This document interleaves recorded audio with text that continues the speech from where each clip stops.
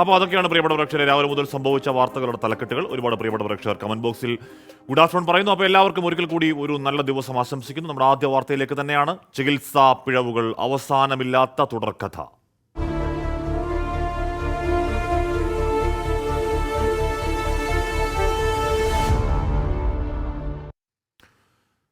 തിരുവനന്തപുരം തൈക്കാട് സർക്കാർ ആശുപത്രിയിൽ ഗർഭിണിക്ക് ചികിത്സ നിഷേധിച്ചുവെന്ന് പരാതി. കുഞ്ഞിന് അനക്കമില്ല എന്ന് ഡോക്ടറെ അറിയിച്ചപ്പോൾ ഉറങ്ങുന്നതാകും എന്ന് പറഞ്ഞ് തിരിച്ചയച്ചുവെന്ന് കുടുംബം ആരോപിക്കുന്നു. തുടർന്ന് നടത്തിയ സ്കാനിങ്ങിൽ കുഞ്ഞു മരിച്ചുവെന്ന് കണ്ടെത്തി. ആരോഗ്യമന്ത്രിക്കും പോലീസിനും പരാതി നൽകുമെന്ന് ഭർത്താവ് ലിബു 24-നോട് പറഞ്ഞു. 8 മാസം ഗർഭിണിയായ കഴക്കൂട്ടം സ്വദേശി പവിത്രയുടെ കുഞ്ഞിന് അനക്കമില്ലാതെ വന്നതോടെയാണ് വ്യാഴാഴ്ച അർദ്ധരാത്രി തൈക്കാട് സർക്കാർ ആശുപത്രിയിലെത്തിയത്. എന്നാൽ ഡ്യൂട്ടി ഡോക്ടർ പരിശോധിച്ച ശേഷം മടക്കി അയക്കുകയാണ് ചെയ്തതെന്ന് പവിത്രയുടെ ഭർത്താവ് ലിബു പറഞ്ഞു. രാത്രി ഒരു 11 മണിക്ക് ശേഷം ഈ എൻ്റെ വൈഫിന്, കുട്ടിയുടെ മാതാവിന് ഇങ്ങനൊരു ചെറിയൊരു അസ്വസ്ഥത ഉണ്ടാവുകയും കാര്യം കുട്ടിക്ക് ഒരു ചലനം കുറവായിട്ട് വരികയും ചലിക്കുന്നില്ല എന്നുള്ളൊരു അനക്കം ഇല്ലാത്തൊരവസ്ഥ വരികയും ചെയ്തു. പെട്ടെന്ന് നമ്മൾ വണ്ടിയിൽ കയറി നേരെ തൈക്കാട് ഹോസ്പിറ്റലിലെത്തിയപ്പോൾ അവിടെ ഡ്യൂട്ടിയിലുണ്ടായിരുന്ന ഡോക്ടർ ഇത് കുട്ടിയെ ഈ വയറ് പരിശോധിച്ചതിന് ശേഷം കുട്ടിക്ക് കുഴപ്പമൊന്നുമില്ല, കുട്ടി ഉറങ്ങുകയാണ്, നിങ്ങൾ കുട്ടിയെ ഉറങ്ങാൻ സമ്മതിക്കത്തില്ലേ, നിങ്ങൾക്ക് മുമ്പ് ഒരു കുട്ടിയുള്ളത്, ഇപ്പം നിങ്ങൾ നേരത്തെ മുമ്പ് പ്രസവിച്ചതല്ലേ, ഇപ്പം നിങ്ങൾക്ക് അറിയത്തില്ലേ, കുട്ടി ഉറങ്ങുകയാണ്, അതുകൊണ്ടാണ് കുട്ടി അനങ്ങാതിരിക്കുന്നത് എന്ന് പറഞ്ഞ് നിസ്സാരമായിട്ട് നമ്മൾ പറഞ്ഞ് മടക്കി അയക്കുകയായിരുന്നു ചെയ്തത്. പിറ്റേ ദിവസം പുറത്ത് നടത്തിയ സ്കാനിങ്ങിൽ കുഞ്ഞ് മരിച്ചതായി കണ്ടെത്തി. ഉടൻ തൈക്കാട് ആശുപത്രിയിൽ എത്തിച്ചെങ്കിലും വിദഗ്ധ ചികിത്സയ്ക്കായി SAT-യിലേക്ക് പോകാൻ നിർദ്ദേശിച്ചു. SAT-യിൽ എത്തിച്ച ശസ്ത്രക്രിയയിലൂടെയാണ് കുഞ്ഞിനെ പുറത്തെടുത്തത്. തൈക്കാട് ആശുപത്രിയിലെ ഡോക്ടർ കൃത്യമായി പരിശോധിച്ചിരുന്നുവെങ്കിൽ ഒന്നും സംഭവിക്കില്ലായിരുന്നുവെന്ന് ലിബു. ഈ രണ്ടാമത്തെ സ്കാനിങ് പറഞ്ഞില്ലേ, ഒരെണ്ണം കൂടെ ചെയ്ത് നോക്കണമെന്ന്, ഈ സെയിം സ്കാൻ ചെയ്യണമെന്ന് പറഞ്ഞില്ലേ, അപ്പോൾ അത് ചെയ്യാനായിട്ട് രാവിലെ ഞങ്ങൾ ടിഫ സ്കാനിങ് സെന്ററിൽ എത്തുകയും അവിടുത്തെ പരിശോധനയിൽ കുട്ടിക്ക് ഹാർട്ട് ബീറ്റ് നിന്നുപോയതായിട്ട് അവരറിയിക്കുകയും ചെയ്തു. ആശുപത്രിക്കെതിരെ പോലീസിലും ആരോഗ്യമന്ത്രിക്കും കുടുംബം പരാതി നൽകും. അതേസമയം ഇക്കാര്യത്തിൽ ആശുപത്രി അധികൃതർ വിശദീകരണം നൽകിയിട്ടില്ല. കുഞ്ഞിന്റെ മരണകാരണം അറിയാൻ പത്തോളജിക്കൽ ഓട്ടോപ്സി നടത്തും. MG പ്രതീഷ്, 24, തിരുവനന്തപുരം. റംല പറയുന്നുണ്ട്, കോഴിക്കോട് മെഡിക്കൽ കോളേജിൽ ഡോക്ടറുടെ പിഴവ് ഒരു തുടർക്കഥയാണല്ലോ, ഡോക്ടർക്ക് ചികിത്സ വേണം എന്ന് പറയുകയാണ് റംല. കോഴിക്കോട് മെഡിക്കൽ കോളേജിൽ വീണ്ടും ചികിത്സാ പിഴവെന്നാണ് പരാതി. എല്ല് പൊട്ടിയതിനെ തുടർന്ന് കോതിപ്പാലം സ്വദേശി അജിത്തിന്റെ കയ്യിൽ കാലിന് ഉപയോഗിക്കേണ്ട കമ്പി മാറിയിട്ടുവെന്നാണ് പരാതി. സംഭവത്തിൽ മെഡിക്കൽ കോളേജ് പോലീസ് കേസെടുത്തു. ബൈക്ക് അപകടത്തിൽ എല്ല് പൊട്ടിയതിനെ തുടർന്ന് നടത്തിയ ശസ്ത്രക്രിയയിൽ കമ്പി മാറിയിട്ടെന്നാണ് പരാതി. കയ്യിൽ ഇടുന്ന കമ്പിക്ക് പകരം കാലിൽ ഉപയോഗിക്കുന്ന വലിയ കമ്പിയിട്ടെന്ന് കുടുംബം പറയുന്നു. തെറ്റു മനസ്സിലാക്കിയതോടെ രണ്ടാമത്തെ ശസ്ത്രക്രിയയ്ക്ക് നിർദ്ദേശിച്ചതായും അജിത്തിന്റെ മാതാവ് 24-നോട് പറഞ്ഞു. ഓപ്പറേഷൻ കഴിഞ്ഞിട്ട് കൊണ്ടുപോകുമ്പോൾ എക്സ്റേ എടുക്കണം എന്ന് പറഞ്ഞു. എക്സ്റേ എടുത്തിട്ട് കൊണ്ടുവന്നപ്പോഴാണ് രാത്രി 11 മണിക്കുണ്ട് ഇവർ വന്നിക്കണം. ഇവർ എക്സ്റേ കൊണ്ടുപോകുക, ക്ലാസ്സിലിട്ട് നോക്കുക, എൻ്റെ അടുത്ത് വരിക, പിന്നെ രക്തം ടെസ്റ്റ് ചെയ്യാൻ പറഞ്ഞു, എമർജൻസി ആയിട്ട് ചെയ്യണമെന്ന്. 11 മണിക്ക് ഇവനോട് ഞാൻ നേരിട്ട് പറയുന്നത്, പെട്ടെന്ന് എമർജൻസി ആയിട്ടാണ്, ഓപ്പറേഷൻ ചെയ്യേണ്ട ആവശ്യമില്ല. എന്തിനാ സാറേ, എനിക്ക് ഇനി കമ്പിൻ്റെ ആവശ്യമില്ലല്ലോ, എൻ്റെ ഓപ്പറേഷൻ കഴിഞ്ഞ് എല്ലാ കമ്പി ലേശം പുറത്തേക്കാ തള്ളി നിൽക്കണതെന്ന്. ബന്ധുക്കൾ നൽകിയ പരാതിയിൽ മെഡിക്കൽ കോളേജ് പോലീസ് അന്വേഷണം ആരംഭിച്ചു.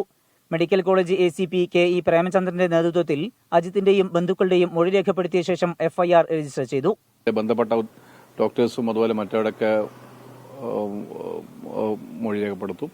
അതുപോലെ ബൈസ്റ്റാൻഡേഴ്സിന്റെ അമ്മയുടെയും ഒക്കെ മൊഴി രേഖപ്പെടുത്തും. പിന്നീട് കുറേ കേസ് ഷീറ്റൊക്കെ നമ്മൾ എടുക്കണം. അതിനുശേഷം നമ്മൾ മെഡിക്കൽ ബോർഡിന് ഇത് സമർപ്പിക്കും. മെഡിക്കൽ ബോർഡ് രൂപീകരിച്ച് മെഡിക്കൽ ബോർഡിന്റെ പഠനത്തിന് ശേഷം, എക്സാമിന് ശേഷം നമ്മളിതിനെ തുടർ നടപടി സ്വീകരിക്കും. വിഷയത്തിൽ ഡോക്ടർക്ക് വീഴ്ച സംഭവിച്ചിട്ടില്ലെന്നാണ് മെഡിക്കൽ കോളേജ് അധികൃതരുടെ വിശദീകരണം. ചികിത്സാ വീഴ്ചയ്ക്കെതിരായ നിയമപ്രകാരമാണ് ഡോക്ടർക്കെതിരെ കേസെടുത്തിരിക്കുന്നത്. തുടർ നടപടികൾക്കായി മെഡിക്കൽ ബോർഡ് രൂപീകരിക്കണമെന്നാവശ്യപ്പെട്ട് പോലീസ് DMOക്ക് കത്ത് നൽകിയിട്ടുണ്ട്. കോഴിക്കോട് നിന്ന് പ്രജ്വൽ സുരേഷിനൊപ്പം സമീർ സി മുഹമ്മദ്, 24. അവിടെ തന്നെ കോഴിക്കോട് മെഡിക്കൽ കോളേജിൽ തന്നെ കൈക്ക് പകരം നാവിന് ശസ്ത്രക്രിയ ചെയ്ത സംഭവത്തിൽ ഡോക്ടറെ ഉടൻ ചോദ്യം ചെയ്യും. അന്വേഷണത്തിന്റെ ഭാഗമായുള്ള മെഡിക്കൽ ബോർഡ് രൂപീകരിക്കാനുള്ള നടപടികൾ തുടങ്ങിയിട്ടുണ്ട്. 4 വയസ്സുകാരിയുടെ കൈവിരലിന് പകരം നാവിൽ ശസ്ത്രക്രിയ നടത്തിയ കേസിന്റെ അന്വേഷണം medical college ACP KE Premachandran ഏറ്റെടുത്തു. കുട്ടിയെ പരിശോധിച്ച കോഴിക്കോട് മെഡിക്കൽ കോളേജിലെ 4 ഡോക്ടർമാരെയും ജീവനക്കാരെയും അന്വേഷണ സംഘം ചോദ്യം ചെയ്തു. കുട്ടിയുടെ ചികിത്സാ വിവരങ്ങളും രേഖകളും പോലീസ് ശേഖരിച്ചിട്ടുണ്ട്. അത് സമീപ ദിവസം തന്നെ അദ്ദേഹത്തിന്റെ വിശദീകരണം അദ്ദേഹത്തിന്റെ മൊഴി രേഖപ്പെടുന്നതാണ്. ബാക്കി കാര്യങ്ങൾ കളക്ട് ചെയ്തു. അപ്പോൾ അതും കൂടെ രേഖപ്പെടുത്തി ഇതേപോലെ തന്നെ മെഡിക്കൽ ബോർഡിന്റെ തീരുമാനത്തിനനുസരിച്ച് ബോർഡ് റിപ്പോർട്ടിന്റെ അടിസ്ഥാനത്തിൽ നമ്മൾ തുടർന്ന് സ്വീകരിക്കുന്നതാണ്. സംഭവത്തിൽ ഉടൻ മെഡിക്കൽ ബോർഡ് രൂപീകരിക്കും. തുടർന്നായിരിക്കും ഡോക്ടറെ ചോദ്യം ചെയ്യുക. 24 കോഴിക്കോട്. ഒരുപാട് പ്രേക്ഷകർ ഈ പറയുന്ന ഇത് തിരക്കഥ ഇത് തുടർക്കഥയാവുന്നുണ്ടല്ലോ ചികിത്സാ പിഴവെന്ന് പ്രിയപ്പെട്ട പ്രേക്ഷകർ പറയുന്നുണ്ട്. ഉള്ളതാണ് നമ്മൾ ഈ ആരോഗ്യ കേരള മോഡൽ എന്നൊക്കെ വലിയ അഭിമാനത്തിൽ പറയുന്നതാണ്. ഉണ്ടായിക്കൂടാത്ത ഗുരുതരമായ ചികിത്സാ പിഴവുകൾ ആവർത്തിക്കുന്നു എന്നുള്ളത് ദൗർഭാഗ്യകരവുമാണ്. നേരത്തെ ശസ്ത്രക്രിയക്കിടെ വയറ്റിൽ കത്രിക കുടുങ്ങിയ കോഴിക്കോട് സ്വദേശി ഹർഷിനയുടെ തുടർ ചികിത്സയ്ക്കായുള്ള പൊതുധനസമാഹരണം തുടരുകയാണ്. ഹർഷിന ചികിത്സാ നിയമസഹായ സമിതി പെരുമണ്ണ കേരള സൗത്ത് മലബാർ ഗ്രാമീൺ ബാങ്കിൽ അക്കൗണ്ട് തുറന്നു. ബക്കറ്റ് പിരിവിലൂടെയും അക്കൗണ്ട് വഴിയും പൊതുജനങ്ങൾക്ക് സഹായം നൽകാം. കത്രിക കുടുങ്ങിയ സ്ഥലത്ത് പഴുപ്പുണ്ടായതിനാൽ ഈ മാസം 21 വീണ്ടും ശസ്ത്രക്രിയയ്ക്ക് വിധേയമാകേണ്ടി വരികയാണ് ഹർഷിനയ്ക്ക്. സാമ്പത്തിക പ്രതിസന്ധി ഉണ്ടായതിനാലാണ് ക്രൗഡ് ഫണ്ടിങ്ങിലേക്ക് കടന്നത്. രാജേന്ദ്രൻ വരെ ചോദിക്കുകയാണ്, പത്തനംതിട്ടയിൽ നേരിയൊരു വെയിലുണ്ട്, എവിടെയൊക്കെയാണ് മഴ എന്ന് ചോദിക്കുകയാണ്. ചേട്ടാ, അപ്പോൾ നേരത്തെയൊക്കെ കൊടും ചൂടായിരുന്നു, ഈ സമയത്തൊക്കെ ഇപ്പോൾ ഒരു നേരിയ വെയിൽ എന്ന അവസ്ഥയിലേക്ക് എത്തുന്നുണ്ട്. മഴ തുടങ്ങി, കൂടെ ദുരിതവും.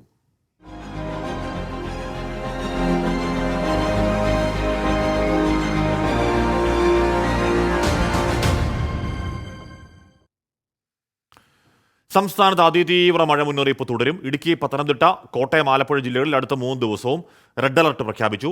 എറണാകുളം, കൊല്ലം, തിരുവനന്തപുരം ഓറഞ്ച് അലർട്ടാണ്. മാലദ്വീപ്, തെക്കൻ ബംഗാൾ ഉൾക്കടൽ, നിക്കോബാർ ദ്വീപുകൾ, തെക്കൻ ആൻഡമാൻ കടൽ എന്നിവിടങ്ങളിലെ ചില മേഖലകളിൽ കാലവർഷം എത്തുകയും ചെയ്തു. അലക്സ് മുഹമ്മദ് വിവരങ്ങൾ വെച്ചിരുന്നു. അലക്സ്, അപ്പോൾ ഇക്കുറി വേനൽ മഴയ്ക്ക് തുടർച്ചയിൽ പ്രതീക്ഷയിലും നേരത്തെ കാലവർഷം ഇങ്ങ് വരുന്നു അല്ലേ? അതെ ഹാഷ്മി, കാലവർഷം കേരളത്തിൽ മെയ് 31 എത്തിച്ചേരുമെന്നാണ് കേന്ദ്ര കാലാവസ്ഥാ വകുപ്പ് അറിയിച്ചിരുന്നത്. എന്നാൽ ഇന്നതാ കേന്ദ്ര കാലാവസ്ഥാ വകുപ്പിന്റെ ഏറ്റവും ഒടുവിലെ പ്രവചന പ്രകാരം ആൻഡമാനിൽ കാലവർഷം എത്തിച്ചേർന്നു എന്നുള്ളതാണ്. അങ്ങനെ ഒരു മുന്നറിയിപ്പ് അവർ നൽകുന്നുണ്ട്. മാലദ്വീപ്, കൊമോറിൻ മേഖല, തെക്കൻ ബംഗാൾ ഉൾക്കടൽ, നിക്കോബാർ ദ്വീപുകൾ, തെക്കൻ ആൻഡമാൻ കടൽ എന്നിവിടങ്ങളിലെ ചില മേഖലകളിൽ കാലവർഷം എത്തിയതായാണ് കേന്ദ്ര കാലാവസ്ഥാ വകുപ്പ് അറിയിക്കുന്നത്. സാധാരണയിലും 3 ദിവസം മുന്നേ ഈ മേഖലയിൽ കാലവർഷം എത്തി എന്നാണ് കേന്ദ്ര കാലാവസ്ഥാ വകുപ്പ് പറയുന്നത്. മെയ് 22 സാധാരണ ഈ മേഖലയിൽ കാലവർഷം എത്തിച്ചേരുന്നത്. കഴിഞ്ഞ വർഷവും മെയ് 19 ആൻഡമാനിൽ കാലവർഷം എത്തിയെങ്കിലും കേരളത്തിലേക്ക് എത്തിയത് ജൂൺ 8 അതായത് 8 ദിവസം കൂടി വൈകിയാണ് കേരളത്തിലേക്ക് എത്തിയത്. ജൂൺ 1 സാധാരണ കാലവർഷം കേരളത്തിൽ എന്നുള്ളതാണ് കണക്കുകൂട്ടൽ. പക്ഷേ 8 ദിവസം വൈകി എത്തി. ഇത്തവണ മെയ് 31 എത്തുമെന്നും കരുതപ്പെടുന്നു. പക്ഷേ കാലവർഷം എത്തുന്നതിന് മുമ്പേ സംസ്ഥാനത്ത് കലി തുള്ളുന്നു മഴ എന്നുള്ളതാണ്. അടുത്ത 5 ദിവസവും സംസ്ഥാനത്ത് പരക്കെ ശക്തമായ മഴയ്ക്കുള്ള സാധ്യത പ്രവചിക്കുന്നു. അടുത്ത 3 ദിവസം അതിതീവ്ര മഴയ്ക്കുള്ള സാധ്യതയാണ് കേന്ദ്ര കാലാവസ്ഥാ വകുപ്പ് കേരളത്തിൽ പ്രവചിക്കുന്നത്. ഇടുക്കി, പത്തനംതിട്ട, കോട്ടയം, ആലപ്പുഴ ജില്ലകളിൽ അടുത്ത 3 ദിവസവും റെഡ് അലേർട്ട് പ്രഖ്യാപിച്ചിരിക്കുന്നു എന്നുള്ളതാണ് ഏറ്റവും ഒടുവിലത്തെ മുന്നറിയിപ്പ്.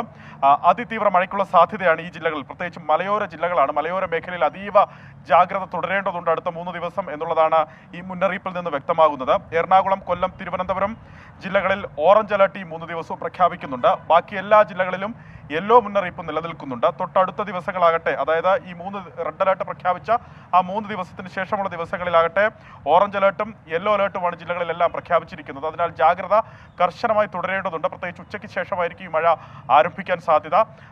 ഈ തെക്കു പടിഞ്ഞാറൻ കാറ്റ് അത് കേരളത്തിലേക്ക് കൂടുതൽ സജീവമാകുന്നതോടെ, അറബിക്കടലിലേക്ക് കൂടുതൽ സജീവമാകുന്നതോടെ ഇപ്പോൾ വൈകുന്നേരങ്ങളിലും രാത്രിയുമായി ലഭിക്കുന്ന ശക്തമായ മഴ അടുത്ത ദിവസങ്ങളിൽ പകൽ സമയത്തും ലഭിക്കും എന്നാണ് കേന്ദ്ര കാലാവസ്ഥാ വകുപ്പ് അറിയിക്കുന്നത്. മലയോര മേഖലയിൽ ജാഗ്രത തുടരേണ്ടതുണ്ട്. ഇടിമിന്നലും കാറ്റോടും കൂടിയ മഴയ്ക്കാണ് സാധ്യത. അതിനാൽ പൊതുജനങ്ങൾ ജാഗ്രത പാലിക്കണം. ദുരന്ത നിവാരണ അതോറിറ്റി ഇതിനോടകം ജാഗ്രതാ മുന്നറിയിപ്പുകൾ ഭരണ സംവിധാനങ്ങൾക്ക് പുറപ്പെടുവിച്ച് കഴിഞ്ഞിട്ടുണ്ട്. ഏറ്റവും പ്രധാനപ്പെട്ട മറ്റൊരു കാര്യം, ഈ അപകട ഭീഷണിയുള്ള മേഖലയിൽ നിന്ന് മാറി താമസിക്കാൻ നിർദ്ദേശം കിട്ടിയാൽ ജനങ്ങൾ അത് അനുസരിക്കണം എന്നുള്ളതാണ്. ദുരന്ത നിവാരണ അതോറിറ്റി അത് ആവർത്തിച്ച് പറയുകയും ചെയ്യുന്നുണ്ട്. മറ്റൊരു പ്രധാനപ്പെട്ട മുന്നറിയിപ്പ് തീരവുമായി ബന്ധപ്പെട്ടാണ്. കേരള തീരത്ത് ഇനി ഒരു അറിയിപ്പുണ്ടാകുന്നതുവരെ മത്സ്യബന്ധനത്തിന് വിലക്കുണ്ട്. കാരണം കടലിൽ ശക്തമായ കാറ്റിനും മോശം കാലാവസ്ഥയ്ക്കും സാധ്യതയുണ്ട് എന്ന് അറിയിക്കുന്നുണ്ട്. ബുധനാഴ്ച ഒരു ന്യൂനമർദ്ദം കൂടി തെക്കു പടിഞ്ഞാറൻ ബംഗാൾ ഉൾക്കടലിൽ രൂപപ്പെടാൻ സാധ്യതയുണ്ടെന്ന മുന്നറിയിപ്പ് വരുന്നുണ്ട് ഹാഷ്മി. ആ ന്യൂനമർദ്ദം തീവ്ര ന്യൂനമർദ്ദമാകാനും അത് ചുഴലിക്കാറ്റായി മാറാനുമുള്ള സാധ്യത കേന്ദ്ര കാലാവസ്ഥാ വകുപ്പിനെ അനുമാനിച്ച് കാലാവസ്ഥാ വിദഗ്ധർ അനുമാനിക്കുന്നുണ്ട്. ഈ ഘട്ടത്തിൽ അത് ഒഡീഷ തീരത്തേക്ക് ആ ചുഴലിക്കാറ്റ് നീങ്ങുമെന്നാണ് പ്രാഥമിക വിവരം. അടുത്ത ദിവസങ്ങളിലെ കാലാവസ്ഥ വാർത്തയുടെ വിവരങ്ങൾ നൽകിയത് ഇപ്പോ ജിയോബി വരുന്നു. പാലക്കാട് നല്ല മഴ. പാലക്കാട് മാത്രമല്ല, ഒട്ടുമിക്ക എല്ലാ ജില്ലകളും അത്യാവശ്യം കനത്ത നല്ല കൊള്ളാവുന്ന മഴ ഉണ്ടാകും. അപ്പോൾ സൂക്ഷിച്ചിരിക്കണം. സംസ്ഥാനത്ത് ഇന്നലെ രാത്രി മുതൽ പെയ്ത കനത്ത മഴയിൽ വ്യാപകമാണ് നാശനഷ്ടം. കാസർഗോഡ് കരിന്തളത്ത് പുലർച്ചെയുണ്ടായ കാറ്റിലും മഴയിലും വീട് പൂർണ്ണമായി തകർന്നു. പത്തനംതിട്ടയിൽ ഗവി പാതയിൽ മണ്ണിടിഞ്ഞ് KSRTC ബസ് കുടുങ്ങി. പുറമറ്റം മാർത്തോമ പള്ളിയുടെ സെമിത്തേരി മതിൽ മഴയിൽ തകർന്നു വീണു. അട്ടപ്പാടി കള്ളമലയിൽ ഒരു വലിയ മരം കടപുഴകി വീണ് ഗതാഗത തടസ്സവും ഉണ്ടായി.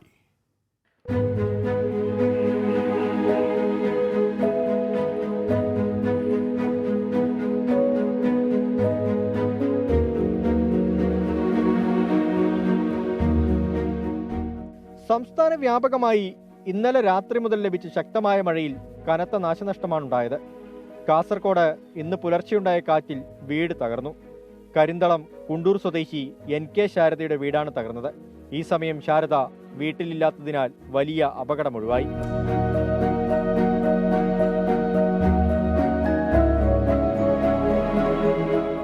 പത്തനംതിട്ട ഗവി പാതയിൽ മണ്ണിടിഞ്ഞ് ഗതാഗതം തടസ്സപ്പെട്ടു.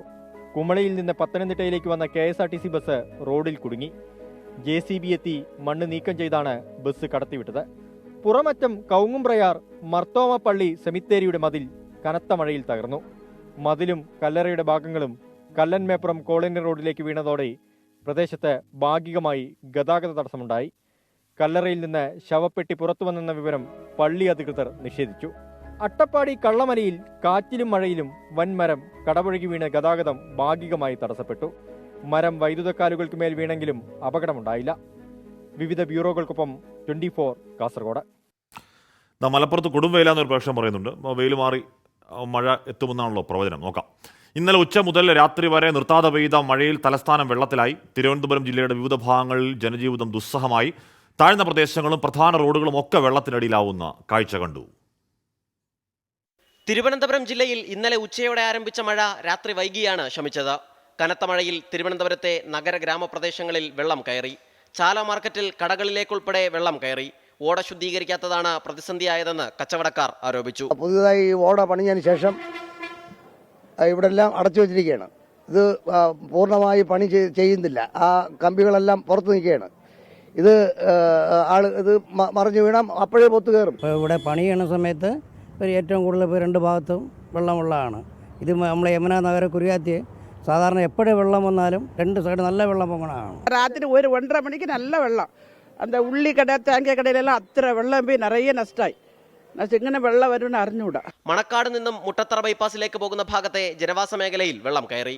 ഓടയ്ക്ക് നടുവിലൂടെ മരം വളർന്നു നിൽക്കുന്നതിനാൽ വെള്ളമൊഴുകി പോകുന്നില്ലെന്ന് നാട്ടുകാർ. കഴിഞ്ഞ വർഷവും ഇതുപോലെ അതിന് മുമ്പിൽ പക്ഷേ വൃത്തിയാക്കുന്നുണ്ടോയെന്ന് ചോദിച്ചാൽ എല്ലാം വൃത്തിയാക്കുന്നുണ്ട്. ഓടയെല്ലാം വൃത്തിയാക്കുന്നുണ്ട്. കാര്യങ്ങളെല്ലാം ഇവിടെ എല്ലാം ചെയ്യുന്നുണ്ട്. പക്ഷേ എന്നിരുന്നാലും ഒരു മഴ വരുമ്പോഴത്തേക്ക് വെള്ളം ഇങ്ങനെ ഒഴുകി വരാണ്. എവിടെ നിന്നാണെന്ന് അറിഞ്ഞുകൂടാ, ഇങ്ങനെ അരുവി പോലെ വരെയാണ്. മണക്കാട് അട്ടക്കുളങ്ങര റോഡിലും വെള്ളം കയറി. വെള്ളക്കെട്ടൊഴിവാക്കാൻ കോടികൾ മുടക്കി നവീകരിച്ച SS കോവിൽ റോഡും മഴയിൽ വെള്ളത്തിലായി. കഴക്കൂട്ടം കാരോട് ദേശീയപാതയിൽ ഈഞ്ചക്കല്ലിലും വെള്ളക്കെട്ട് രൂപപ്പെട്ടു. മുട്ടട, വയലിക്കട, ചാക്ക, കഴക്കൂട്ടം, വട്ടിയൂർക്കാവ് തുടങ്ങിയിടങ്ങളിലും വെള്ളക്കെട്ടുണ്ടായി. കരമനയാർ കരകവിഞ്ഞൊഴുകുകയാണ്. ജലനിരപ്പ് ഉയർന്നതിനെ തുടർന്ന് അരുവിക്കര ഡാമിന്റെ ഷട്ടർ തുറന്നു. ജില്ലയിൽ കായലോര കടലോര വിനോദസഞ്ചാരം താൽക്കാലികമായി നിരോധിച്ചു. പൊന്മുടിയിലേക്കുള്ള വിനോദസഞ്ചാരത്തിനും നിരോധനം ഏർപ്പെടുത്തി. രാവിലെ മുതൽ മഴയിൽ നേരിയ കുറവ് വന്നതോടെ വിവിധയിടങ്ങളിൽ നിന്ന് വെള്ളമിറങ്ങി തുടങ്ങി. മഴക്കാലത്തിന് മുന്നേ പൂർത്തിയാക്കുമെന്ന് പറഞ്ഞ നിർമ്മാണ പ്രവർത്തനങ്ങൾ എങ്ങും എത്തിയിട്ടില്ല. ഇനിയും മഴ ശക്തമായാൽ നഗരം വെള്ളത്തിനടിയിലാവുമെന്നുറപ്പ്. സലിം മാലിക്, 24 തിരുവനന്തപുരം. അപ്പോൾ ഈ മണിക്കൂറുകളിൽ വരും ദിവസങ്ങളിൽ എറണാകുളത്തൊക്കെ ആകാശം ഇങ്ങനെ മേഘാവൃതം നിൽക്കുകയാണ്. എപ്പോൾ വേണേൽ പൊട്ടി വീഴാം എന്ന നിലയ്ക്കാണ് മഴയുടെ അവസ്ഥ. എല്ലാ സ്ഥലങ്ങളും അത് തന്നെയാണ് സാഹചര്യം എന്ന് മനസ്സിലാക്കുന്നു. സൂക്ഷിക്കുക, ജാഗ്രതയോടെ ഇരിക്കുക. നേരെ ഡൽഹിയിലേക്ക് പോകുന്നു. അവിടെ ഡൽഹി മുഖ്യമന്ത്രി അരവിന്ദ് കെജ്രിവാളിന്റെ പേഴ്സണൽ അസിസ്റ്റന്റ് വിഭവ് കുമാറിന്റെ അറസ്റ്റിനെതിരെ വലിയ പ്രതിഷേധവുമായി ആം ആദ്മി പാർട്ടി. BJP ആസ്ഥാനത്തേക്കുള്ള മാർച്ച് പോലീസ് തടഞ്ഞു. ജയിൽ കാ ജവാബ് വോട്ട് സേ മുദ്രാവാക്യം മുഴക്കി ആം ആദ്മി നേതാക്കൾ റോഡിൽ കുത്തിയിരുന്ന് പ്രതിഷേധിക്കുകയുമാണ്. ആപ്പിന്റെ ആസ്ഥാനത്ത് നിന്ന് അച്യുതൻ ചേരുന്നു. അച്യുതൻ, എങ്ങനെ പോകുന്നു ആ സമരം?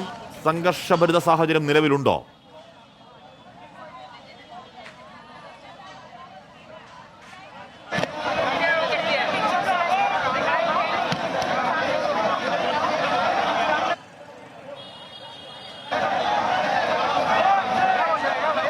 ഹാഷ്മി, നിലവിൽ ആ മാർച്ച് അത് അവസാനിച്ചിരിക്കുകയാണ്. നേതാക്കളടക്കം തിരികെ പാർട്ടി ആസ്ഥാനത്തേക്ക് പോയി.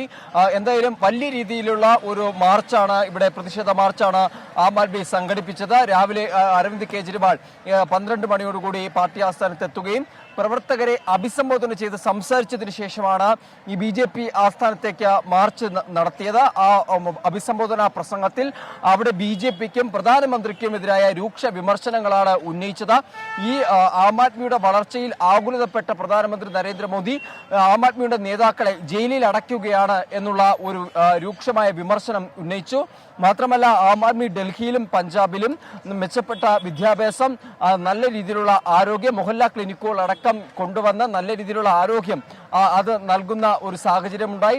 വൈദ്യുതി പ്രതിസന്ധിയിൽ നിന്ന് നാടിനെ രക്ഷിച്ചതും ആം ആദ്മിയാണ് എന്നുള്ള കാര്യങ്ങൾ ചൂണ്ടിക്കാട്ടി.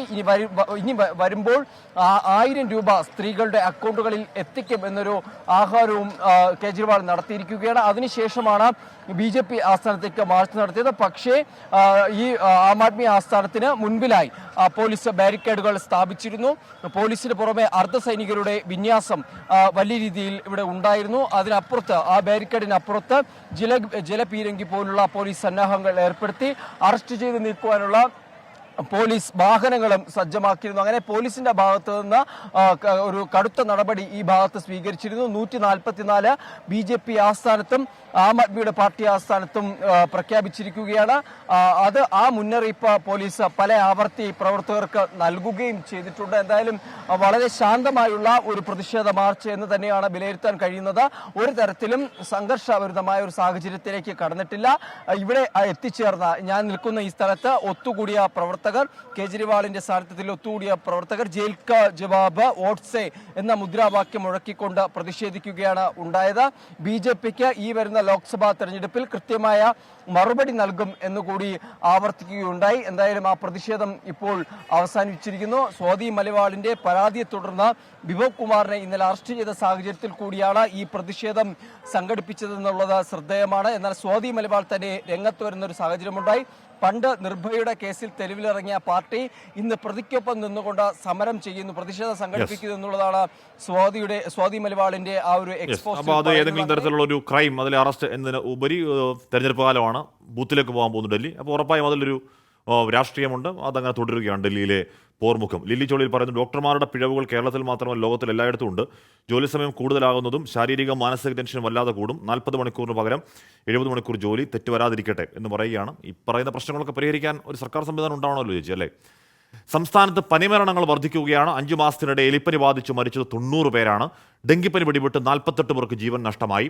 ഈ മാസം ഇതുവരെ എലിപ്പനി ബാധിച്ച് 8 പേരും ഡെങ്കിപ്പനി ബാധിച്ച് 5 പേരും മരിച്ചു. മഞ്ഞപ്പിത്തം ബാധിച്ചുള്ള മരണങ്ങളിലും വർധന എന്നാണ് കണക്കുകൾ. വേനൽമഴ സജീവമായതോടെ സംസ്ഥാനത്ത് പനിബാധിതരുടെ എണ്ണത്തിലും വലിയ വർധനയാണ്. എലിപ്പനിയും ഡെങ്കിപ്പനിയുമാണ് ജീവനെടുക്കുന്നത്. 5 മാസത്തിനിടെ എലിപ്പനി ബാധിച്ച 90 പേർ മരിച്ചു. ഡെങ്കിപ്പനി ബാധിച്ച് മരിച്ചത് 48 പേർ. ആരോഗ്യവകുപ്പ് ഔദ്യോഗികമായി സ്ഥിരീകരിച്ചതും രോഗം സംശയിക്കപ്പെടുന്നവരുടെയും കണക്കുകളാണിത്. മെയ് മാസത്തിൽ മാത്രം എലിപ്പനി ബാധിച്ച് 8 പേരും ഡെങ്കി ബാധിച്ച് 5 പേരും മരിച്ചു. മഞ്ഞപ്പിത്ത മരണങ്ങളിലും വർധനയുണ്ട്. ഹെപ്പറ്റൈറ്റിസ് എ ബാധിച്ച ഈ വർഷം മരിച്ചത് 15 പേരാണ്. 3 പേർ ഹെപ്പറ്റൈറ്റിസ് ബി ബാധിച്ചും മരിച്ചു. പകർച്ചപ്പനിക്കെതിരെ അതീവ ജാഗ്രത വേണമെന്നാണ് ആരോഗ്യവകുപ്പ് നിർദ്ദേശം. പ്രായമായവരിലും കുട്ടികളിലും രോഗം തീവ്രമാകാനുള്ള സാധ്യത കണക്കിലെടുത്താണ് മുന്നറിയിപ്പ്. MG പ്രതീഷ്, 24, തിരുവനന്തപുരം. എറണാകുളം ജില്ലയിൽ കളമശ്ശേരിക്ക് പിന്നാലെ തൃക്കാക്കര നഗരസഭയിലും മഞ്ഞപ്പിത്തം പടരുകയാണ്. 20ഓളം പേർ ജില്ലയിലെ വിവിധ ആശുപത്രികളിൽ ചികിത്സ തേടി. നഗരസഭ ആരോഗ്യ വിഭാഗം കൃത്യമായ പരിശോധന നടത്തുന്നില്ല എന്ന് പ്രതിപക്ഷം ആരോപിച്ചു. മഞ്ഞപ്പിത്ത വ്യാപനമുണ്ടായ വേങ്ങൂരിൽ നിലവിൽ 51 പേരാണ് ചികിത്സയിൽ ഉള്ളത്. തൃക്കാക്കര നഗരസഭയ്ക്ക് കീഴിലെ വിവിധ വാർഡുകളിലായി 20ഓളം പേർക്കാണ് മഞ്ഞപ്പിത്തം സ്ഥിരീകരിച്ചത്. ആരോഗ്യ സ്റ്റാൻഡിംഗ് കമ്മിറ്റി ചെയർമാന്റെ വാർഡിൽ തന്നെ ഒരു കുടുംബത്തിലെ 4 പേർ മഞ്ഞപ്പിത്ത ബാധയെ തുടർന്ന് ചികിത്സ തേടി. മഞ്ഞപ്പിത്ത വ്യാപനം തുടരുമ്പോഴും നഗരസഭ വേണ്ട മുൻകരുതലുകൾ എടുക്കുന്നില്ല എന്നാണ് ആരോപണം. ഹോട്ടലുകളിൽ ആരോഗ്യ വിഭാഗം കൃത്യമായി പരിശോധനകൾ നടത്തുന്നില്ല. കുടിവെള്ളക്ഷാമം നേരിടുന്ന തൃക്കാക്കരയിലെ വിവിധ മേഖലകളിൽ ടാങ്കറുകളിലാണ് വെള്ളമെത്തിക്കുന്നത്. ഇങ്ങനെ എത്തിക്കുന്ന കുടിവെള്ളം ഉപയോഗ്യമാണോ എന്ന് നഗരസഭ പരിശോധിക്കുന്നില്ലെന്നും പ്രതിപക്ഷം ആരോപിച്ചു.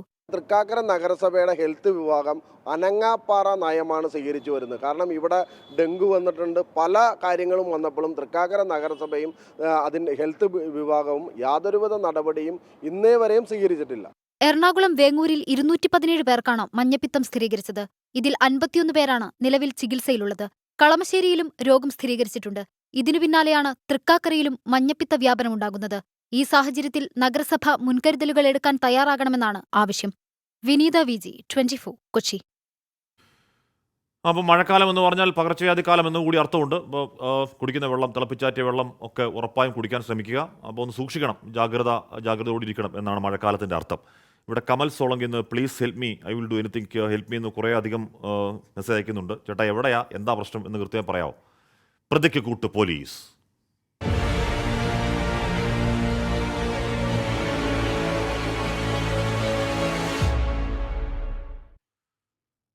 കോഴിക്കോട് പന്തീരാങ്കാവ് ഗാർഹിക പീഡന കേസിൽ വീണ്ടും പോലീസ് വകുപ്പുതല നടപടി. പ്രതി രാഹുൽ പി ഗോപാലിനെ വിദേശത്തേക്ക് കടക്കാൻ സഹായിച്ച സീനിയർ CPO ശരത്ലാലിനെ സസ്പെൻഡ് ചെയ്തു.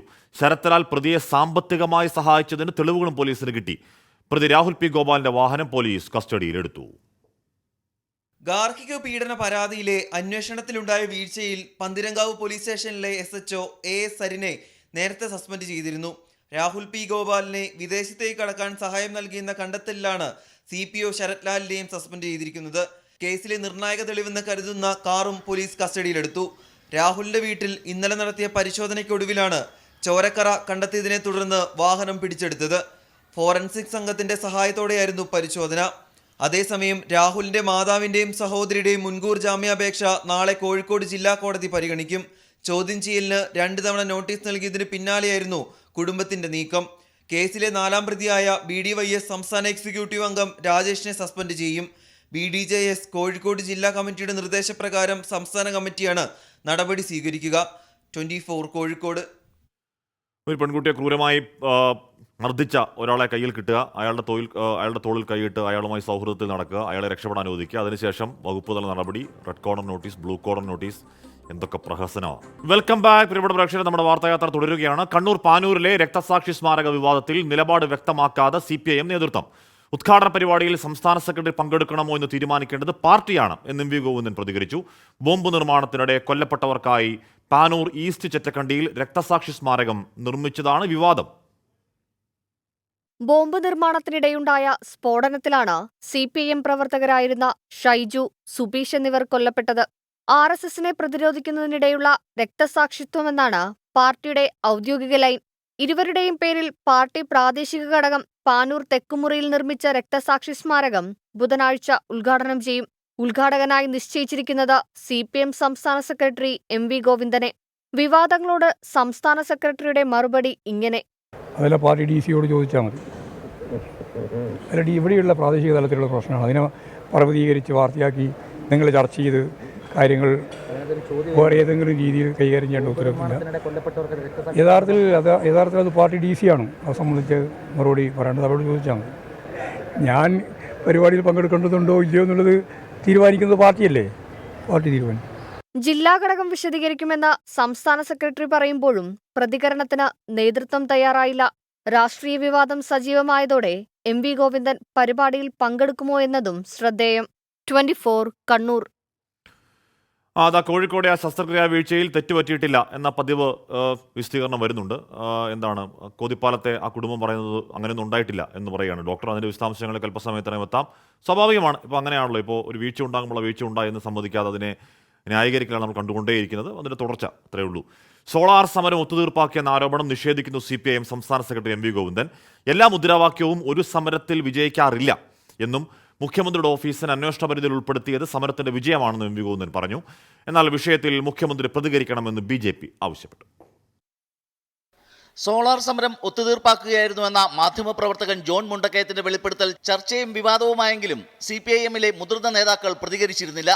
കരുതലോടെ പ്രതികരിച്ചാൽ മതിയെന്നായിരുന്നു തീരുമാനം. സോളാർ സമര ഒത്തുതീർപ്പ് വിവാദത്തിൽ മാധ്യമങ്ങൾ അജണ്ട സെറ്റ് ചെയ്യുന്നുവെന്നാണ് CPIM സംസ്ഥാന സെക്രട്ടറി MV ഗോവിന്ദൻ ഇന്ന് ആരോപിച്ചത്.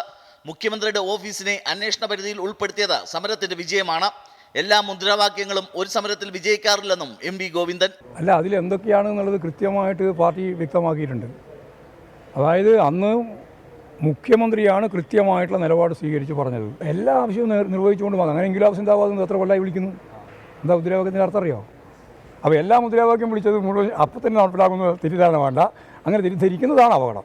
സോളാർ ഒത്തുതീർപ്പ് ആരോപണത്തിൽ മുഖ്യമന്ത്രിയും പ്രതിപക്ഷ നേതാവും മൗനം വെടിയണമെന്ന് BJP ദേശീയ നിർവാഹക സമിതി അംഗം PK കൃഷ്ണദാസ്. TP കേസ് സത്യസന്ധമായി അന്വേഷിച്ചിരുന്നെങ്കിൽ CPIM ഉന്നത നേതാക്കൾ ജയിലിലാകുമായിരുന്നു. സത്യത്തിൽ TP ചന്ദ്രശേഖരൻ കേസ് അത് സത്യസന്ധമായി നിഷ്പക്ഷമായി അന്വേഷിച്ചിരുന്നുവെങ്കിൽ മാർക്സിസ്റ്റ് പാർട്ടിയുടെ ഇന്നത്തെ തലപ്പത്തുള്ള മുഴുവൻ നേതാക്കന്മാരും നിയമത്തിന് മുന്നിൽ ഹാജരാക്കപ്പെടുമായിരുന്നു. മാത്രമല്ല, അവർ അഴികൾക്കുള്ളിലാകുമായിരുന്നു. രഹസ്യധാരണയുണ്ടെന്ന സംശയമുണ്ടെന്ന KK രമയുടെ പ്രതികരണം UDFനെയും പ്രതിരോധത്തിലാക്കിയിട്ടുണ്ട്. പ്രതികരണം ധൃതി പിടിച്ചു വേണ്ടെന്നാണ് KPCC പ്രസിഡന്റിന്റെയും പ്രതിപക്ഷ നേതാവിന്റെയും നിലപാട്. 24 തിരുവനന്തപുരം. കോഴിക്കോട് മെഡിക്കൽ കോളേജിൽ കൈക്ക് പൊട്ടലുണ്ടായ രോഗിക്ക് ശസ്ത്രക്രിയ നടത്തുന്നതിൽ വീഴ്ച ഉണ്ടായിട്ടില്ല എന്ന് അധികൃതർ പറയുന്നു. നടന്നത് സാധാരണ നടപടികളാണ്. ഏത് അന്വേഷണവും നേരിടാൻ തയ്യാറാണെന്ന് vice principal doctor A Arunkumar 24-നോട് പറഞ്ഞു. കോഴിക്കോട് മെഡിക്കൽ കോളേജിൽ വീണ്ടും ശസ്ത്രക്രിയാ പിഴവ് എന്നുള്ള പരാതി ഉയരുകയാണ്. ഇതുമായി ബന്ധപ്പെട്ടുള്ള നടപടികൾ പുരോഗമിക്കുന്നു. ഇതുമായി ബന്ധപ്പെട്ട് ഇപ്പോൾ നമുക്കിപ്പം മെഡിക്കൽ കോളേജിൻ്റെ വിശദീകരണം കൂടെ വരികയാണ്. Medical college vice principal doctor അരുണാണ് നമുക്കൊപ്പം ചെയ്യുന്നത്. ഡോക്ടർ അരുൺകുമാർ, എന്താണ് സംഭവിച്ചത്? ഇത് സാധാരണ ഉള്ള പ്രത്യേകിച്ച് എററുകളൊന്നും ഇതിൽ സംഭവിച്ചിട്ടില്ല. സാധാരണ പ്രൊസീജിയർ, സർജിക്കൽ പ്രൊസീജിയർ ചെയ്യുന്ന ഇതുപോലുള്ള പരിക്കുകൾക്ക്, ഇതുപോലത്തെ ഒരു സർജറികൾക്ക് ഉണ്ടാകുന്ന സാധാരണ പോലെയുള്ള കാര്യങ്ങൾ മാത്രമേ നടന്നിട്ടുള്ളൂ. പ്രത്യേകിച്ച് വ്യത്യസ്തമായിട്ടോ മറ്റു തരത്തിലുള്ള യാതൊരു അപാകതകളും ഈ സർജറിയിൽ വന്നിട്ടില്ല. സാർ, ഇപ്പം ആ കുടുംബം പറയുന്നത് കയ്യിലിട്ടിരിക്കുന്ന കമ്പി അത് കാലിൽ ഉപയോഗിക്കുന്ന വലിയ കമ്പിയാണ് എന്നാണ് കുടുംബം പറയുന്നത്. അത് തെറ്റാണ്. അങ്ങനെ കാലിൻ്റെ കമ്പി കയ്യിലിട്ടത് അങ്ങനെ ഉള്ളതൊന്നുമല്ല. സാധാരണ പ്രൊസീജിയറാണ്. അതിൻ്റെ നോർമലായിട്ട് തന്നെയാണ് അത് ചെയ്തിട്ടുള്ളത്. അതിൽ കൂടുതൽ വിശദീകരണം നമുക്ക് അവരുടെ ഡിപ്പാർട്ട്മെൻറ്റ് HOD ആയിരിക്കണം അത് പറയേണ്ടത്. അത് അവർ പറയുന്നതായിരിക്കും. അതുപോലെ തന്നെ മറ്റൊരു പ്രധാനപ്പെട്ട കാര്യമുള്ളത്, രാത്രി സമയത്ത് വീണ്ടും ശസ്ത്രക്രിയയ്ക്ക് വിധേയമാകണം എന്ന് ആവശ്യപ്പെട്ടു എന്ന് അജിത്തിൻ്റെ അമ്മ ഉൾപ്പെടെ പറയുന്നു. അല്ല, അതിനെക്കുറിച്ച് കൂടുതൽ അന്വേഷിച്ചിട്ട് പറയാം. മറ്റു കാര്യങ്ങളെക്കുറിച്ചൊക്കെ കൂടുതൽ അന്വേഷിച്ചിട്ട് അതിനെക്കുറിച്ച് കാര്യങ്ങൾ പറയാം. എന്നാലും പ്രാഥമികമായി ഈ വിഷയത്തിലൊരു വീഴ്ചയും സംഭവിച്ചിട്ടില്ല എന്ന് തന്നെയാണ്. പ്രാഥമികമായി യാതൊരു വീഴ്ച സംഭവിച്ചിട്ടില്ല എന്ന് മാത്രമല്ല, ഏതൊരു അന്വേഷണം നടത്തുന്നതിനും ഞങ്ങൾ തയ്യാറാണ്. ഇതിൻ്റെ സത്യാവസ്ഥ പുറത്തു കൊണ്ടുവരുവാനും വേണ്ടി ഏത് തരത്തിലുള്ള അന്വേഷണത്തിനും മെഡിക്കൽ കോളേജ് തയ്യാറാണ്. അപ്പോൾ പോലീസ് മെഡിക്കൽ നെഗ്ലിജൻസ് ആക്ട് അനുസരിച്ച് കേസ് എടുത്തിട്ടുണ്ട്. അതിനെക്കുറിച്ച് അറിയില്ല, കൂടുതൽ അന്വേഷിച്ചിട്ടേ പറയാൻ പറ്റുള്ളൂ. ഏത് തരത്തിലുള്ള അന്വേഷണം ഏത് തരത്തിലാണെങ്കിലും സത്യാവസ്ഥ പുറത്തെത്തിക്കേണ്ടത് ജനങ്ങളുടെ ഇടയിൽ ഒരു ക്ലാരിറ്റി ഉണ്ടാവേണ്ടത് അത്യാവശ്യമാണ്. തുടർച്ചയായിട്ട് ഇങ്ങനെ സംഭവങ്ങൾ പുറത്തു വരുന്നു, പരാതികൾ ഉയരുന്നു. അപ്പോൾ അത് ജനങ്ങളുടെ ഒരു വിശ്വാസ്യത തകർക്കുന്ന ഒരു സാഹചര്യം ഉണ്ടാകുന്നുണ്ടല്ലോ.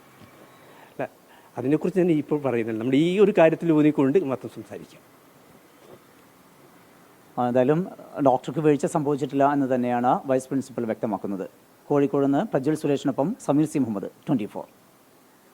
എന്ന് പറഞ്ഞാൽ അപ്പോൾ എന്തുകൊണ്ടാണ് അതിവേദന ഉണ്ടായത്, ഇപ്പോൾ കമ്പി തള്ളിക്കിടക്കുന്നു എന്നൊക്കെ ആ രോഗിക്ക് തോന്നിയത് എന്തുകൊണ്ടാണ് രാത്രി വീണ്ടും ശസ്ത്രക്രിയ വേണം എന്ന് പറഞ്ഞത് എന്ന കാര്യങ്ങളൊക്കെ മറുപടിയില്ല. എന്ന കാര്യങ്ങൾ ചോദിക്കുമ്പോൾ അതൊക്കെ വിശദമായി അന്വേഷിക്കണമെന്ന് പറയുകയാണ്. ബ്ലണ്ടായി അങ്ങനെ ഉണ്ടായിട്ടേ ഇല്ല എന്ന് പറയുന്ന എന്ന പ്രതികരണം നമ്മൾ ആദ്യമായി കേൾക്കുന്നതല്ല. അന്വേഷണം നടക്കട്ടെ, ഉണ്ടായ വീഴ്ച എന്താണെന്ന് പുറത്തു വരട്ടെ. അത് ഡോക്ടർ പറയുന്നത് പോലെ കേരളത്തിന് അറിയണം. പാലാ നഗരസഭയിലെ എയർപോർട്ട് വിവാദത്തിൽ വലിയ ട്വിസ്റ്റ്. കാണാതെ എയർപോർട്ട് പോലീസിന് കിട്ടി. സ്വകാര്യത മാനിച്ച് ആരാണ് എയർപോർട്ട് കൈമാറിയതെന്ന് പോലീസ് വ്യക്തമാക്കിയില്ല. ഒരിടവേളയ്ക്ക് ശേഷം പാലാ നഗരസഭയിലെ LDF-ൽ വീണ്ടും എയർപോർട്ട് വിവാദം സജീവമാവുകയാണ്. തമ്മിൽ തല്ലും മോഷണവും അടക്കം ഇല്ലാത്തതെല്ലാമുണ്ട് പാലാ നഗരസഭ ഭരിക്കുന്ന LDF-ൽ. ഏറ്റവും ഒടുവിൽ ഒരു ചെറിയ എയർപോർട്ടാണ് LDF-നെ പുലിവാല് പിടിപ്പിച്ചിരിക്കുന്നത്. കൗൺസിൽ ഹാളിൽ വെച്ചാണ് കേരള കോൺഗ്രസ് എം കൗൺസിലർ ജോസ് ചീരാങ്കുഴിയുടെ എയർപോർട്ട് കാണാതാകുന്നത്. പ്രതിപക്ഷത്തേക്ക് പോലും നോക്കാതെ ആരോപണം ഒപ്പമുള്ള കൗൺസിലർ CPM-ന്റെ ബിനു പുളിക്കക്കണ്ടത്തിന് നേരെ ജോസ് തൊടുത്തുവിട്ടു. പിന്നാലെ ബിനുവിന്റെ വീട്ടിൽ എയർപോർട്ടിന്റെ ലൊക്കേഷൻ കാണിച്ചതിന്റെ തെളിവുകളും പുറത്തു വന്നു. ഇതോടെ കേസ് പോലീസിന് മുന്നിലേക്ക് എത്തി. തെരഞ്ഞെടുപ്പ് കാലത്ത് എല്ലാം കെട്ടിപ്പൂട്ടി വെച്ചെങ്കിലും വീണ്ടും എയർപോർട്ട് വിവാദം ആളിക്കത്തുകയാണ്. വലിയ അന്വേഷണത്തിനൊടുവിൽ കഴിഞ്ഞ ദിവസം പാലാ പോലീസ് സ്റ്റേഷനിലെത്തി ഒരാൾ എയർപോർട്ട് കൈമാറിയെന്നാണ് പോലീസ് പറയുന്നത്. എന്നാൽ ഇത് ആരാണെന്ന് പോലീസ് വെളിപ്പെടുത്തിയിട്ടില്ല. ഇതോടെ ആരോപണ വിധേയനായ CPM കൗൺസിലർ കൂടുതൽ പ്രതിരോധത്തിലായിരിക്കുകയാണ്.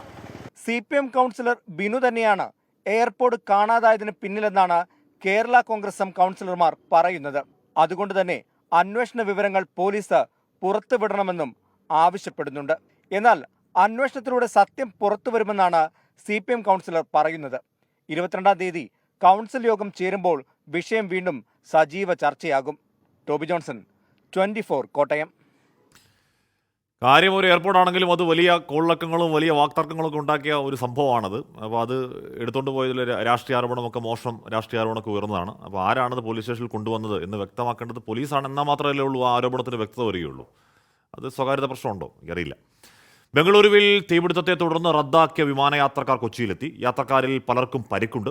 ആവശ്യമായ സൗകര്യങ്ങൾ അനുവദിച്ചില്ല എന്നും എയറിന്റെ അധികൃതർ ബുദ്ധിമുട്ടിച്ചുവെന്നും യാത്രക്കാർ പറഞ്ഞു. ബാംഗ്ലൂരിൽ നിന്നുമുള്ള യാത്രക്കാർ അവരിപ്പോൾ നെടുമ്പാശ്ശേരിയിലേക്ക് എത്തിയിരിക്കുകയാണ്. അവരിലെത്തിയ ഒരു ഫാമിലി ഇപ്പോൾ നമുക്കൊപ്പം ചേരുന്നുണ്ട്. ഫാമിലി ആയിട്ട് പോയൊരു ട്രിപ്പാണ്. ഒരിക്കലും 8 പേരായിട്ട് പോയ ട്രിപ്പായിരുന്നു. തിരിച്ചു വരുന്ന വഴിയിലാണ് ഈ അപകടമുണ്ടായത്. നെടുമ്പാശ്ശേരിയിൽ നിന്ന് ബാംഗ്ലൂരിൽ നിന്ന് ഫ്ലൈറ്റ് ടേക്ക് ഓഫ് ചെയ്ത സമയത്ത് തന്നെ ഒരു തീ കണ്ടു വിങ്സിൻ്റെ സൈഡിൽ. അപ്പോൾ തന്നെ പാസഞ്ചേഴ്സ് അലേർട്ട് ചെയ്തു. അപ്പോഴേക്കും ഫ്ലൈറ്റ് ഒരു ടേക്ക് ഓഫ് ചെയ്ത് ഒരു മിനിമം ഒരു ഹൈറ്റിൽ എത്തിയിരുന്നു. അവിടെ നിന്നാണ് വീണ്ടും പൈലറ്റ് തിരിച്ച് ഇറക്കി എല്ലാവരും എമർജൻസി എക്സിറ്റിലൂടെ ചാടി പുറത്തേക്ക് വരികയാണ് ഉണ്ടായത്. അങ്ങനെ ജീവിതം ഫാമിലി കൂടി സൂചിപ്പിച്ചതുപോലെ ജീവിതം തിരിച്ചു കിട്ടിയ ഒരു മൊമെന്റ് സന്തോഷത്തിലാണ് എല്ലാവരും. ഫാമിലി കൂടി ഉള്ളപ്പോൾ നമുക്ക് കുറച്ചും കൂടി റെസ്പോൺസിബിലിറ്റി. കാരണം പ്രായമായതുകൊണ്ട് പെട്ടെന്ന് സേഫ് ലാൻഡിങ്ങിലൂടെ സ്റ്റേഴ്സ് ഇല്ലല്ലോ. അപ്പോൾ അവിടെ നിന്ന് ചാടിയാണ് വേണ്ടത്. അപ്പോൾ അതിൽ ഇവരെ പിടിച്ചിറക്കേണ്ട ഒരു ബുദ്ധിമുട്ടും അങ്ങനെ ഇറങ്ങി വരുന്ന ബുദ്ധിമുട്ടും ഉണ്ടായിരുന്നു. ഇറങ്ങി പിന്നെ സേഫായ പ്ലേസിലേക്ക് ഓടിയെത്തേണ്ട ബുദ്ധിമുട്ട് അങ്ങനെ വന്നപ്പോഴാണ് കുറച്ച് BP ലോ ആവുകയും അങ്ങനെ ബുദ്ധിമുട്ട് വന്നത്. ഹാർട്ട് ബീറ്റൊക്കെ കൂടി പിന്നെ തീ ഞാൻ കാണുകയും ചെയ്തു. ഇങ്ങനെ അല്ല കയറുമ്പോൾ കണ്ടിട്ടില്ല. ഒരു കുട്ടി ഇങ്ങനെ വിളിച്ചു പറഞ്ഞു ഫയറിനെ വിളിച്ചു പറഞ്ഞപ്പോൾ വെറുതെ ഇങ്ങനെ നോക്കിയപ്പോഴാണ് തീ ഇങ്ങനെ ആളിക്കൊണ്ടിരിക്കുന്നത് കണ്ടത്. പിന്നെ സംസാരിക്കാനൊന്നും പറ്റാതായി.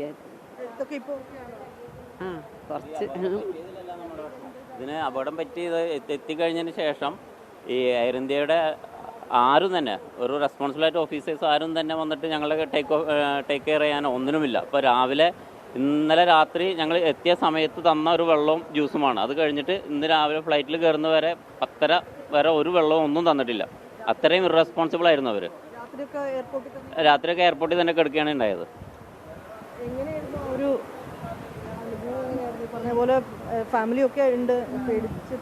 ഞാൻ ശരിക്കും പേടിച്ചു പോയി. ഫസ്റ്റ് ലൈറ്റൊക്കെ ഓഫായി തീ വന്നപ്പോൾ. അപ്പോൾ ശരിക്കും ഭയങ്കര പേടിച്ച് വാപ്പാടെ കൈ പിടിച്ചിരിക്കുകയായിരുന്നു അത്രനേരം.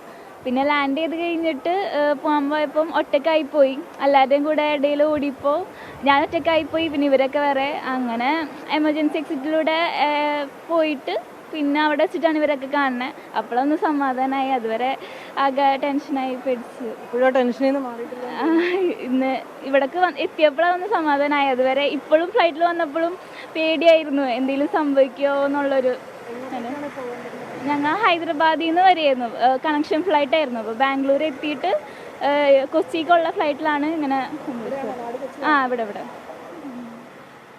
കൊച്ചി സ്വദേശിയാണ് അവർ. ഹൈദരാബാദിൽ നിന്ന് കണക്റ്റഡ് ഫ്ലൈറ്റിൽ കയറിയാണ് എത്തിയത്. അപ്പോൾ അവർ പറയുന്നത് ഇപ്പോഴും ആ ഒരു നടുക്കത്തിൽ നിന്ന് അവർ പൂർണ്ണമായും മാറിയിട്ടില്ല. വലിയ ഒരു ടെൻഷനൊക്കെയാണ് ഇപ്പോൾ നമ്മളോട് സംസാരിച്ച ആ പെൺകുട്ടി പങ്കുവച്ചതെങ്കിൽ പോലും ആ ഒരു വലിയൊരു അപകടം അത് ഒഴിവായതിലുള്ളൊരു സന്തോഷവും ഈ ഘട്ടത്തിൽ ആ കുടുംബം നമുക്കൊപ്പം പങ്കുവയ്ക്കുകയാണ്. ശരി, വേണമെങ്കിൽ ഒരു വലിയ ദുരന്തമൊക്കെ ഉണ്ടാവാമായിരുന്നു, ഉണ്ടായില്ല, ഭാഗ്യം എന്ന് പറയുമ്പോൾ പോലും അതിൻ്റെ ആശ്വാസമുള്ളപ്പോൾ പോലും എയർ ഇന്ത്യക്കെതിരെ ഉയരുന്ന ആരോപണങ്ങൾ ഇന്നോ ഇന്നലെയോ അല്ല, അത് വ്യാപകമാണ്. അതിനെക്കുറിച്ച് ആ കമ്പനിയാണ് പരിശോധിക്കുന്നത് എന്തുകൊണ്ട് ആവർത്തിച്ച് ഇത്തരത്തിലുള്ള പ്രതികരണങ്ങൾ യാത്രക്കാരിൽ നിന്നുണ്ടാവുന്നു എന്ന കാര്യം. ജോയ് ജോസഫ് പറയുന്നു, കമ്പി ഉണ്ടാക്കിയ കമ്പനിയുടെ കുറ്റമാണ്. ന്യായീകരണത്തിൻ്റെ പല അവസ്ഥാന്തരങ്ങൾ കണ്ട നമ്മൾ ചിലപ്പോൾ ഇത്തരത്തിലൊരു ഒരു ന്യായീകരണം കൂടി ചിലപ്പോൾ വാർത്താക്കുറിപ്പിൻ്റെ രൂപത്തിൽ കണ്ടുകൂടാ എന്നില്ല. കളിയാക്കണ്ട. 5ാം ഘട്ട വിധിയെഴുത്ത് നാളെ. ICL FinCorp 24 ഇലക്ഷൻ സമർപ്പിക്കുന്നത് ICL FinCorp, the intelligent choice.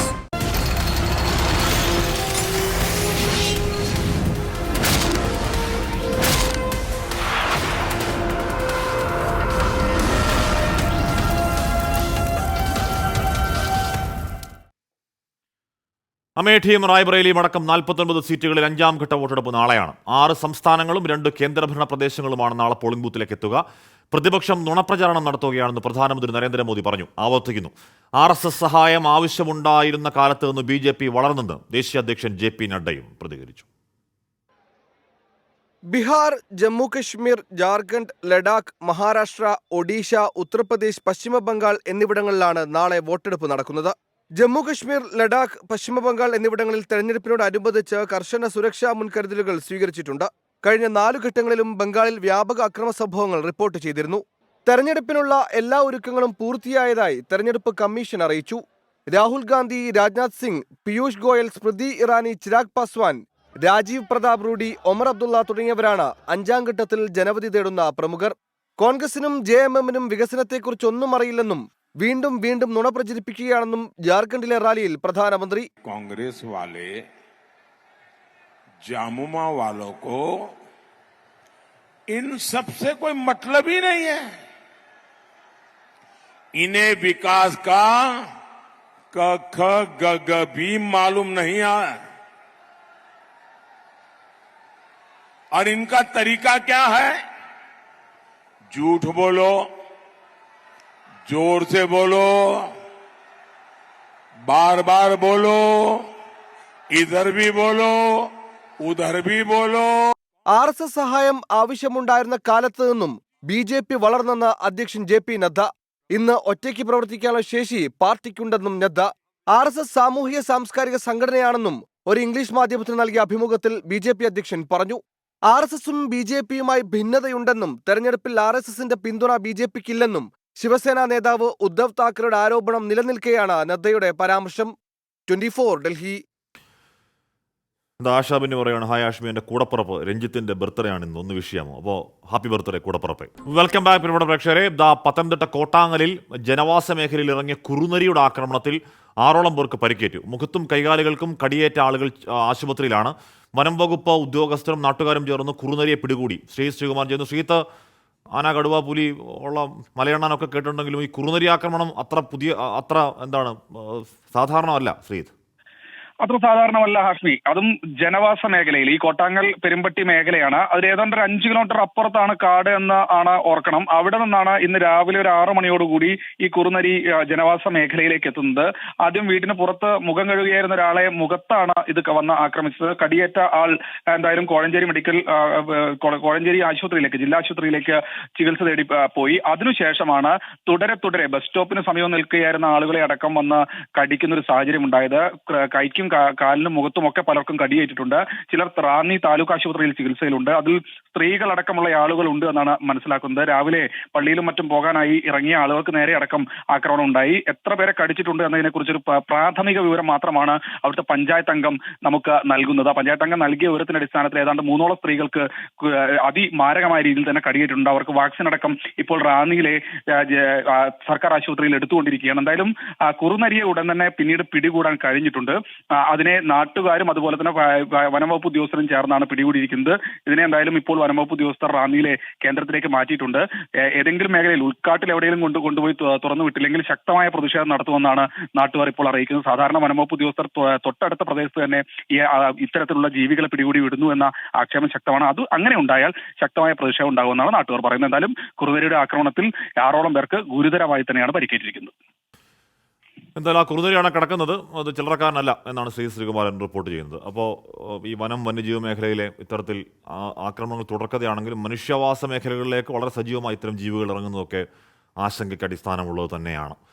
അഫ്ഗാനിസ്ഥാനിൽ കനത്ത മഴയിലും വെള്ളപ്പൊക്കത്തിലും 50 മരണം, നിരവധി പേരെ കാണാതായതായ വിവരം. 2000-ലധികം വീടുകൾ തകർന്നു, നിരവധി വ്യാപാര സ്ഥാപനങ്ങൾ വെള്ളത്തിനടിയിലായി.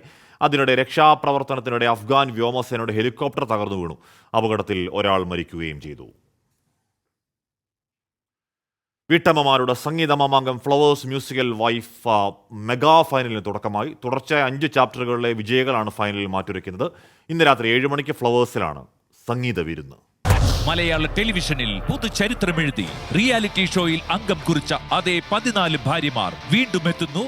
മലയാള ടെലിവിഷൻ ചരിത്രത്തിൽ വിവാഹിതരായ വനിതകൾക്കുള്ള ആദ്യ റിയാലിറ്റി ഷോ. വനിതകൾക്ക് കലാപരമായ കഴിവുകൾ തെളിയിക്കാനുള്ള വ്യത്യസ്ത വേദി. മ്യൂസിക്കൽ വൈഫ് മെഗാ ഫൈനലിന് തുടക്കമായി.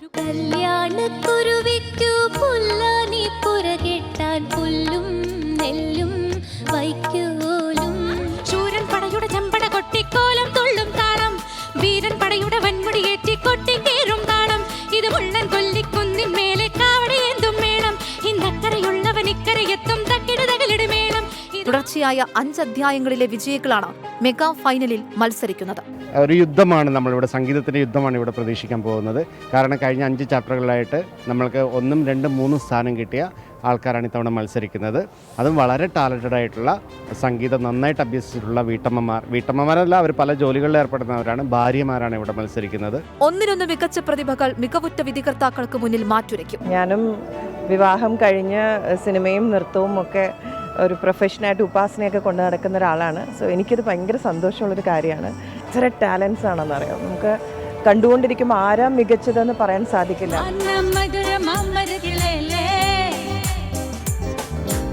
பச்சைக்கிளி ஒன்று கேட்டது கேட்டது கேள்வி என்ன என் கண்ணு ரொம்ப அழகா என் ரெக்க ரொம்ப அழகா இந்த கேள்வி என்னை கேட்டா என்ன நான் பாடுவேன். പല ലേഡീസിനും ഇവിടെ കുഞ്ഞി കുട്ടികളാണ്. അത് വെച്ച് പോലും അവർ സ്ട്രഗിൾ ചെയ്തിട്ട്, കാരണം ആർട്ട് എന്ന് പറയുന്നത് വളരെ ഒരു സാധാരണ 10 to 5 ജോലി മാതിരിയല്ല.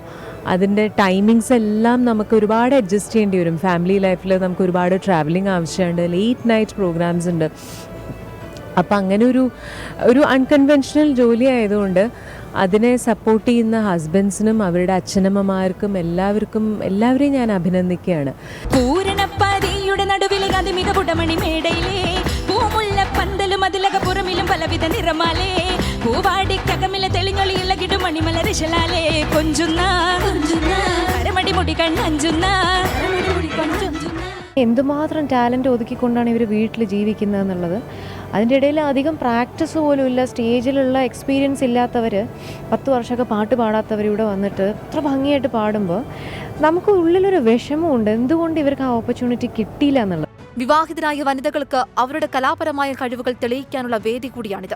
ഫ്ലവേഴ്സിനും ഇതിൻ്റെ പിന്നണിയിലുള്ള എല്ലാവരോടും ഒരുപാട് നന്ദിയുണ്ട്. എന്നെപ്പോലെയുള്ള ഒരുപാട് കലാകാരികൾ പുറത്തുണ്ട്. അപ്പോൾ അവർക്കും കൂടി ഇതൊരു പ്രചോദനമാണ്.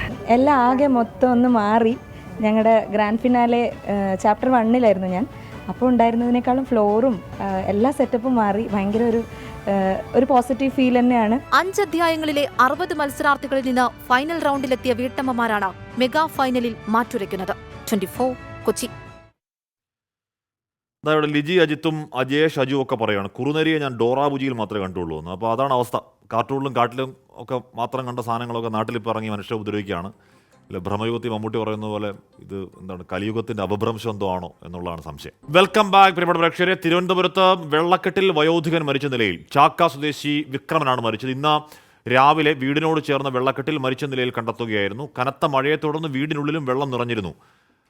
ഒറ്റയ്ക്ക് താമസിച്ചിരുന്ന വിക്രമൻ കാല് തെറ്റി വെള്ളത്തിൽ വീണത് എന്നാണ് നിഗമനം. വിവരങ്ങളുമായി സലിം മാലിക് ചേരുന്നു. സലിം, ഈ സംഭവത്തെപ്പറ്റി പോലീസ് പറയുന്നത് എന്താണ്? വിക്രമന്റെ അയൽവാസികളൊക്കെ പറയുന്നത് എന്താണ്? അശ്മി, ഇന്ന് രാവിലെ ആയിരുന്നു വീടിനോട് ചേർന്ന് ഈ വിക്രമനെ മരിച്ച നിലയിൽ കണ്ടെത്തിയത്.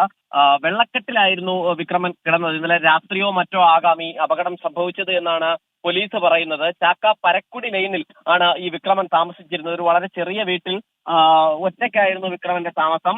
അതിനിടയിൽ ഇന്നലെ രാത്രി കനത്ത മഴയായിരുന്നു തിരുവനന്തപുരം നഗരത്തിലാകെ ഉണ്ടായിരുന്നത്. ഇന്നലെ ഉച്ച മുതൽ ആരംഭിച്ച മഴ വലിയ നിലയിൽ ഈ പ്രദേശത്തെ ഓടകളിലൊക്കെയും വെള്ളം കെട്ടി നിൽക്കുന്ന ഒരു സാഹചര്യം, റോഡിലും ഉൾപ്പെടെ വെള്ളം കെട്ടി നിൽക്കുന്ന ഒരു സാഹചര്യം ഉണ്ടായിരുന്നു. വീടിനുള്ളിലും ഇദ്ദേഹത്തിന്റെ വീടിനുള്ളിലും വെള്ളം നിറഞ്ഞ ഒരു സാഹചര്യം ഉണ്ടായിരുന്നു. അങ്ങനെ പുറത്തിറങ്ങിയപ്പോൾ കാൽവഴുതി വീണതാകാം എന്നുള്ളതാണ് നിലവിലെ നിഗമനം.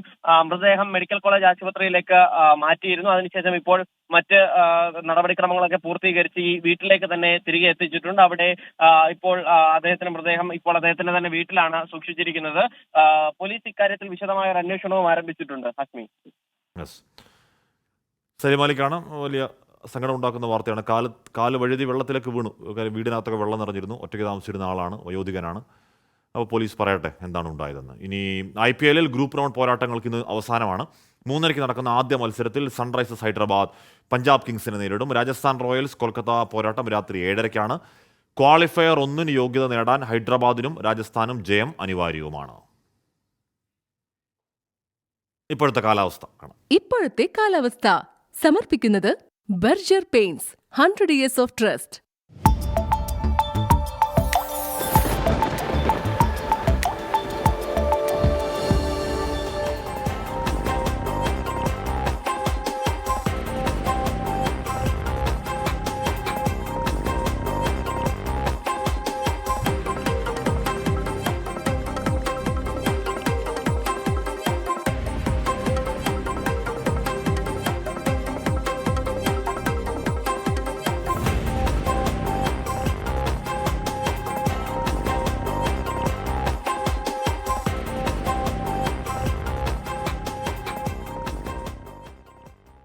അപ്പോൾ നമ്മുടെ ഉച്ചവാർത്ത യാത്ര തൽക്കാലം പൂർണ്ണമാവും.